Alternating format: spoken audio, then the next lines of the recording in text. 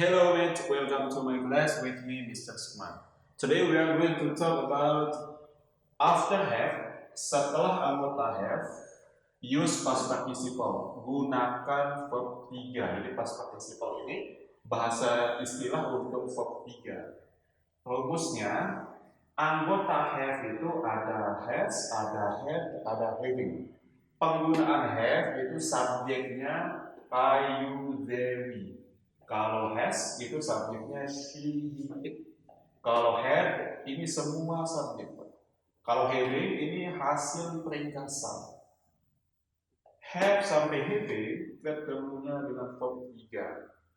Have sampai having juga meaningnya sudah atau telah jadi kalimatnya aktif. Contohnya, we have seen the show. Kita analisis, we-nya sebagai subjek, have-nya sebagai verb, seen-nya ini adalah verb 3. Verb 3 yang asalnya adalah see. Verb 1-nya see, verb 2-nya saw, verb 3-nya see. Nah, ini masuk ke golongan irregular verb nanti. Kata kerja yang tidak beraturan.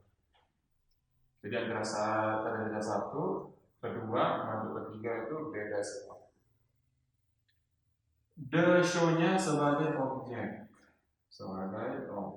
Jadi setelah anggota have ada seen verb 3. Kalau kita inisiatif, kita sudah menonton pertunjukan. Contoh yang kedua, having eaten. Having ini anggota have, having ketemu dengan verb 3, ininya setelah makan.